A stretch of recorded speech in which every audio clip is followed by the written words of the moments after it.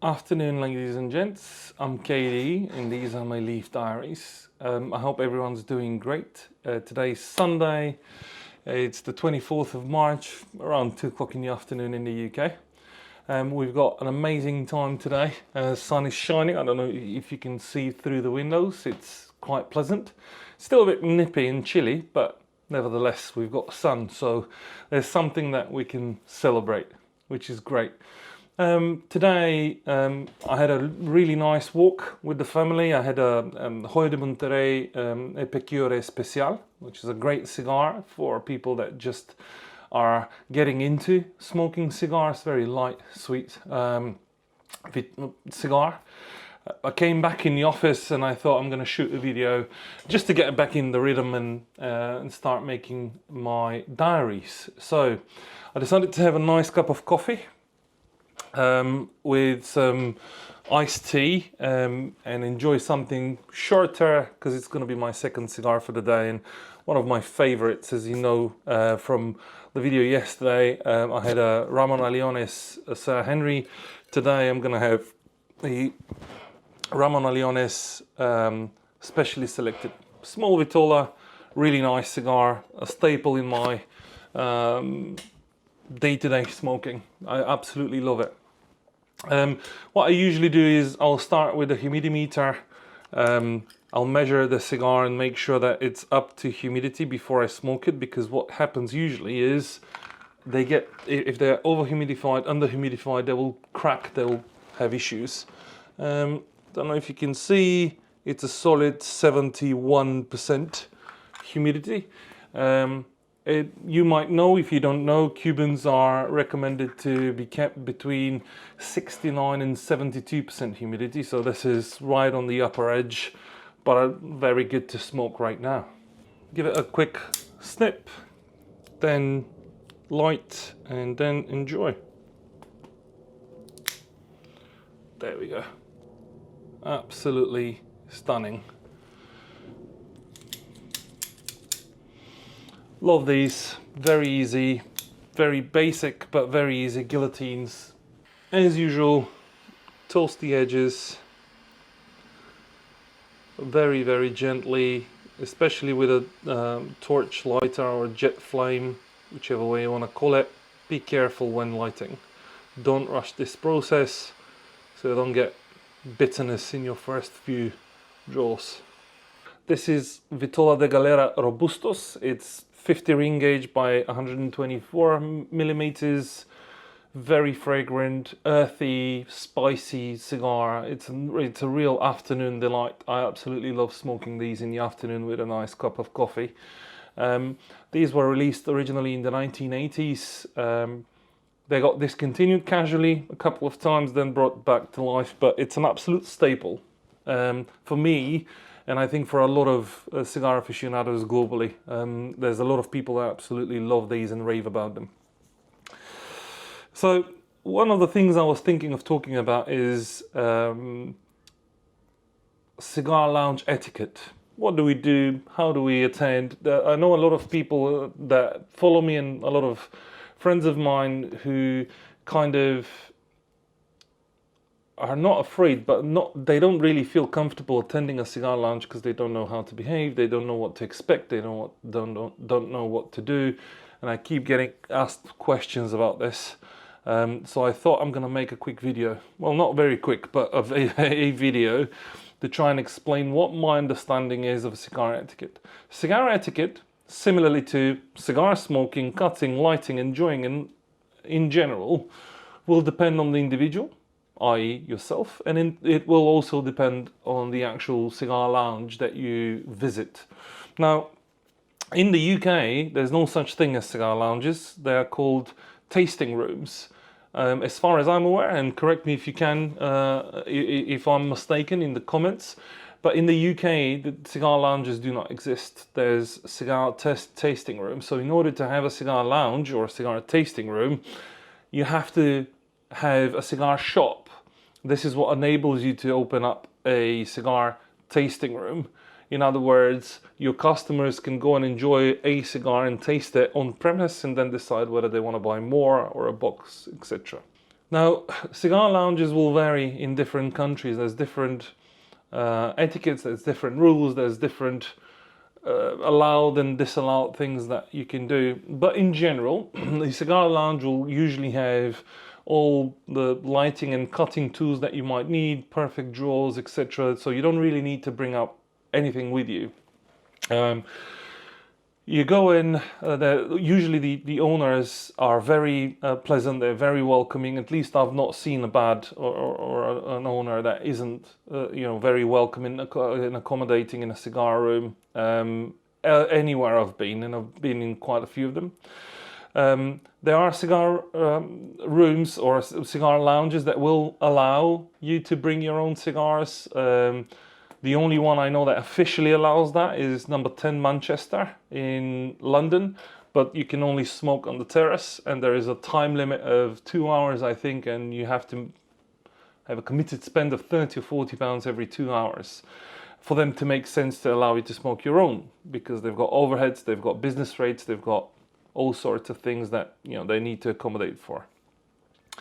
The only income usually in those cigar lounges is basically you, the customer, buying cigars and smoking them on premise. So if you get your own and smoke your own, they basically can't make any money out of you, and it kind of defeats the purpose of having one.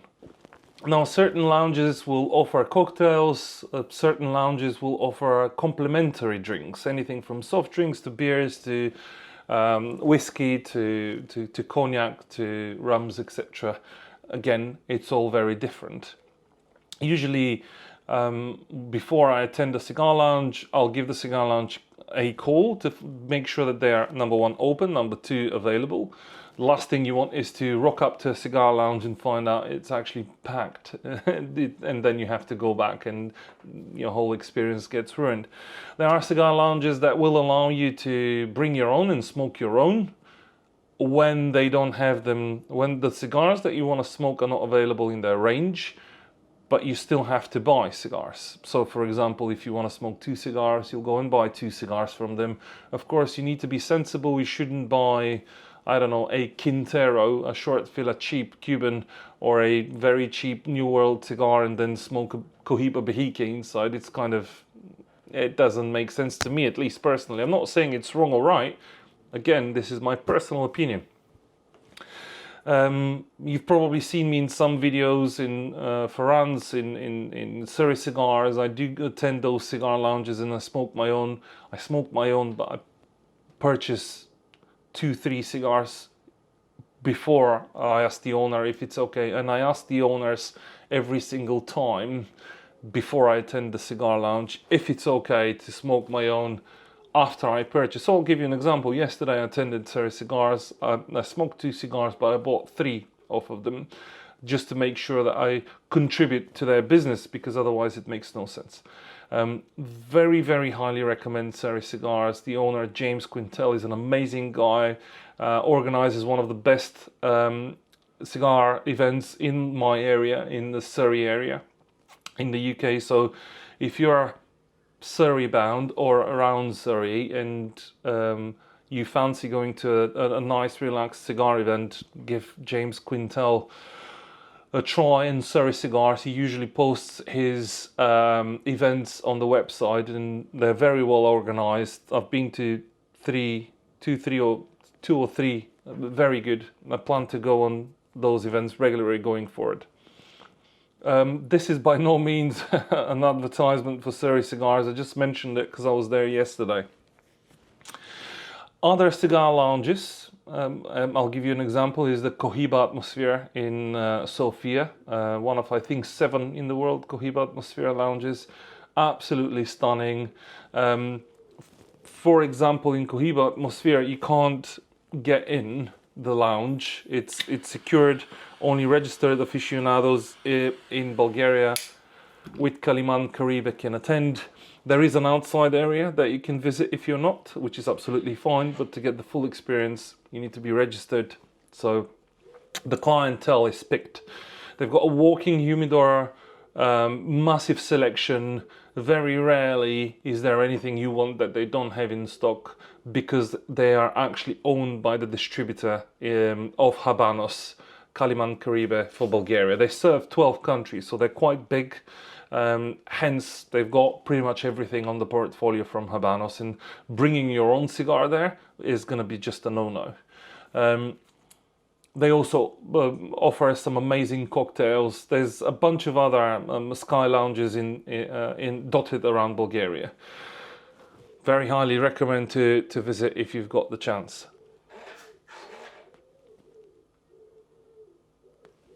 Something else I do when I visit certain lounges is I like to gift cigars here and there to people that I like, or we exchange cigars. It's a token of my appreciation. I'm not saying that people should do that.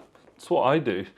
I enjoy it because I can then share that experience with the owner or with someone in the lounge, or even if it's someone working at the lounge. It doesn't really matter. It's a nice gesture, and it makes your experience a lot more pleasurable because you can share it with someone. I mean, for me personally, smoking cigars is all about sharing. It's about community. It's about creating new contacts, getting to meet new people from all walks of life, which makes smoking cigars for me purposeful. Otherwise, smoking alone like I'm smoking today in my office is great. It's relaxing, but I wouldn't do it in the long run if I would only smoke cigars by my own in my office. I'll also take the opportunity to review this cigar a little bit more, because I've been promising you guys that I'm going to start doing a little bit longer videos. I'll be able to do longer videos in my office, and going forward I'll try and take my camera with me in different places that I go which are outside, because in the UK we can only smoke outside really, unless it's in a cigar lounge. And the other thing I wanted to mention is, in the cigar lounge, when I walk in and I'm alone, I can start recording, but as soon as I hear someone else coming in, I usually stop recording, because it's another thing I don't do from a cigar etiquette, from my personal cigar etiquette perspective. It's not really convenient, it's not comfortable. Same for cigar events as well. People don't like to be recorded usually. And if there is more than one person to ask specific individual permission, is a bit, I don't like it, long story short. Even if they grant me that permission, I'll feel awkward talking to you guys whilst they are in the same room with me, and I'm kind of ignoring them because I need to make the video for you. So apologies for the short videos that I've done up until now. Now that the weather's turning in the UK, I'll be able to do a lot more longer videos, more reviews, take you with me to a lot more different places, especially in the summer. I go back to Bulgaria for about 6 weeks. I will then travel around Bulgaria. I'll be able to go to Greece, guaranteed go to Greece. I spent quite a long time in Greece in the summer, in the seaside, so I'll be able to take you in a few places with me. Now you're gonna have to bear with me because I'm gonna be traveling, so editing might be a bit cumbersome, but I'll try my best. Very, very solid smoke. It's a bit of tight on the jaw. I was talking to about the perfect draw to a few people, namely my barber, Batana in Bulgaria, hello, who is just now getting into Cuban cigars. He's been smoking New Worlds. He had some issues with Cuban cigars where they get plugged or they're over humidified and the wrapper gets split. Perfect draw is perfect for that reason. You stick the needle in, you twist, you pull, and the cigar is sorted. This is the original Perfect Draw tool. It has the Perfect Draw logo, and when you open it, you'll see that the spikes are quite flared. This is a cheap one from Cigar Long, this one, and it's a multi-tool. So number one has a Perfect Draw too, but if you notice, the spikes are not as flared up as the original one, and it's kind of a multi-tool. So it has a punch cut on this side and a perfect draw tool. Then when you open it up on the other side, there's some pick forks to pick your nub and smoke if you want to finish all the whole cigar. And there's a big punch cut. So it's very useful because it's a multi-tool, but I don't like it because it never unplugs my cigars, unfortunately. Here's the cigar, here's the tool. Try and just stab it as straight as possible so you don't go and ruin your wrapper. And just twisty motions. Try and get to the point where you'll feel it becoming a bit stiff. You need to twist and push through that piece. I just pushed through it literally just now. As you can see, pretty much the entire thing went in, and then pull back gently and you'll see the amount of tobacco that will be pulled out. And you only need to, usually you only need to do this once. See how difficult it is to take it out. I mean, here's the problem. As you can see, this is a piece of tobacco that I managed to pull out of it. This was what was clogging up the cigar. I could never have done this with this cheap tool. So my rule usually is buy cheap, buy twice, and I never buy cheap. Well, never. Usually I don't. Now the cigar is unblocked. It's an actual treat. Day and night difference. Here's an end to my rambling this afternoon. A bit of a discussion about the cigar, which is really, really nice. Again, earthy, spicy, smooth. Quite a cracker, I'd like to say, especially with coffee in the afternoon. It's special. I definitely recommend it. It's on the lower end of the price scale, so if you can get one, definitely recommend it. I think they come in cabinets of 25 and 50s. So if you don't have the funds to invest in a cabinet of 25, definitely get singles from your cigar shops or lounges near you, because I'm 100% sure you'll enjoy it. Very good Robusto. I hope you enjoyed my rambling about the cigar lounges and etiquette around them. Again, consult your cigar lounge owners, because they'll have different rules or different things that allow and disallow. And yeah, that's it from me for today. Please don't forget to like, share, comment, subscribe, follow for all your cigar content. Let me know if you want to see anything in particular. If you've got any questions, I'm going to be more than happy to answer those. For now, enjoy your afternoon. I'll catch you on the next one.